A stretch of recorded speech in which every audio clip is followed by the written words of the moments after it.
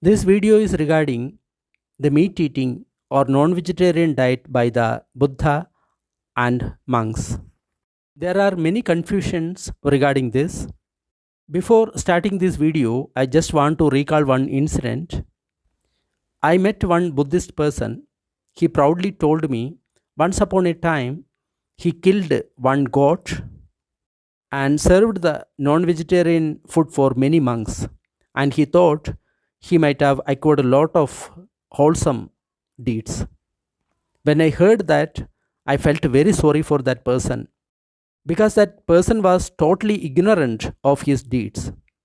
So let us see this subject from different angle. We have to see it from both angle, from the angle of a monk as well as from the angle of a householder. First, let it see from the angle of a monk. A monk is supposed to observe many precepts, and one of the precepts is he should never kill a living being. That is a very important precept for a monk. But in the Vinaya Pitaka, this book is regarding the rules for a monk. It is clearly said in three cases they should not eat meat.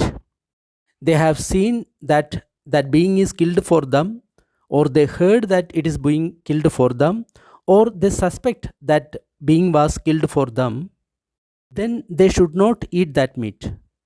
But if they have not seen or heard nor suspected that that living being is killed for them, then they can eat that meat. So the rule is very simple. If a monk doesn't see or hear or suspect that a living being is killed for him, then he can eat the meat. But if he hear or see or suspect that living being is killed for him, he should not eat that meat. This is the rule for the monk. Now let us see what a householder is supposed to do regarding this meat eating. A householder is also supposed to observe this precept that he should never kill a living being. There is a sutta for this, that is Majjhima Nikaya 55 Jivaka Sutta. This sutta is regarding meat eating. The Buddha never advised people to kill. Buddha also never advised indirect killing also. This can be seen in Samma Ajivo. That means every householder has to take up some job for his survival, for earning money. The Buddha said that you should not engage in weapon business, meat business, or poison business. Why? Because it promote indirect killing. For example, a person says that he doesn't kill any beings, but his business is dealing with a weapon. So whoever take that weapon, they will kill other beings. So the Buddha doesn't advise indirect killing also. Another person says that he never kills any living beings, but for his livelihood, he is engaged in meat business. For getting meat, we should kill animal. The Buddha never wanted it. Some people say that they never kill any living beings, but they are dealing with the business of poison. So if anyone take that poison, will kill living beings. Someone says that he never drink liquor, but his business is liquor business. So whoever drink will lose their mind and they do all type of unwholesome activities. So the Buddha never wanted direct or indirect harm to any living beings. In the sutta also we can see many incidents where kings as well as Brahmins, they organized big ceremonies in which many animals were supposed to be killed. But the Buddha timely advised these people to stop that killing, and lot of beings were saved from that killing. So the Buddha was very compassionate to all living beings, so he never advised people for direct or indirect killing. The Buddha doesn't want people to even kill plants as well as seeds. So monks are advised to stay in a particular place for 3 months during rainy season. During that time, they are not supposed to roam outside. So the plants as well as seeds also can be saved. So that was the compassion of the Buddha. In Majjhima Nikaya 55 Jivaka Sutta, the Buddha advised householders that they should never kill any living being for the purpose of Buddha or his monks. If he does that, then he will acquire lot of demerits due to five reasons.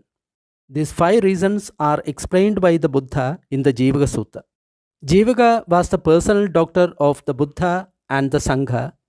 So once Jivaka asked the Buddha whether the Buddha promote killing of animals for him or his Sangha. The Buddha told he never advised people to kill animals or living beings for him or his monks.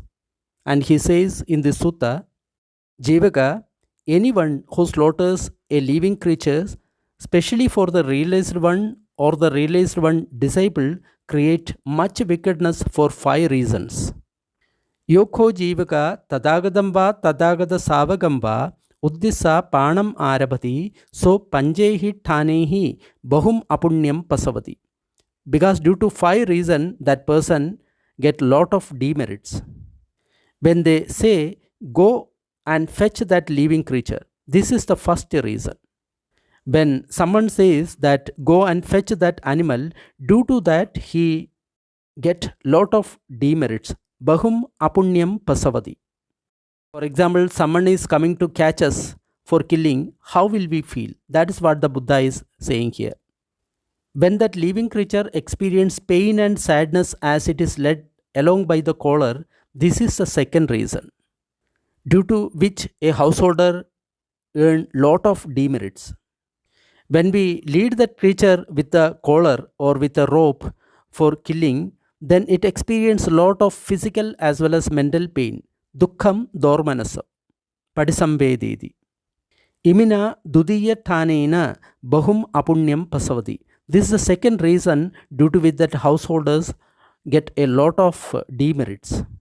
Now the third reason, the householder is himself is not killing, but he is ordering other person, go slaughter that living creature. Like that he tell. This is the third reason. So the householder is ordering others to kill that living being. Due to that, he get lots of demerits. Imina tadiyena tanena bahum apunyam pasavadi. This is the third reason due to which he got lot of demerits. It also should be noted that the Buddha is very much concerned about the physical pain and mental pain of that animal. When someone ordered to fetch that animal, it experiences lot of physical as well as mental pain. When that living beings is tied by the rope and when dragged to the killing place, it also experiences lot of physical as well as mental pain. Dukkham domanasam padisambededi. When someone comes to catch us for killing, how will we feel? When someone ties us with a rope and drag us to the killing place, how will we feel? When someone orders us to kill, how will we feel? That also we have to think. When that being is slaughtered, it experiences a lot of physical as well as mental pain. Dukkham domanasam padisambededi. Imina chaduttayena tanena bahum apunyam pasavadi. This is the fourth reason due to which that householders get a lot of demerits. When that householders offer that prohibited meat to the Buddha or to the Sangha, due to that also he get lot of demerits. This is the fifth reason. Imina panchamena tanena bahum apunyam pasavadi. This is the fifth reason due to which that householders get lot of demerits. The Buddha summarized the advice by saying that anyone who slaughters a living creature, especially for the realized one or the realized one's disciple, create much wickedness for these five reasons. So householders, please think about it. When you yourself kill or order others to kill the living being for the purpose of Buddha or the monks, you are getting lot of demerits. Please think about it and act accordingly. We need to contemplate before eating non-vegetarian food. Attanam upamam katva na haneya na ghadaye. We have to compare ourselves in the position of that living beings.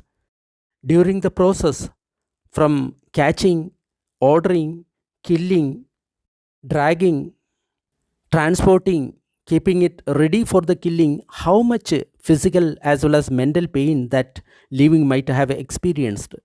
The Buddha himself is thinking like that. We also need to think like that. Then only the real compassion will come. Compare yourself with that dead animal. Attanam upamam katva. This is very important. We need to think ourselves in the position of that beings, whether it is a fish or chicken or mutton, whatsoever it may be. We need to think the physical as well as mental pain gone through by that animal. What you are supposed to do, now you have to think yourself. These are the words of the Buddha. He never encouraged direct or indirect killing, that you should see. And he also saw the pain, physical as well as mental pain of the living beings, because he has got lot of compassion. If you don't develop even a trace of compassion for all those living beings, how can we be a disciple of the Buddha? He is much concerned about the pain of the all living creatures. So if you are having such compassion, then you are a real disciple of Buddha. Hope that this video is helpful for your progress as well as clearing all your doubts. Thank you very much for listening to this video.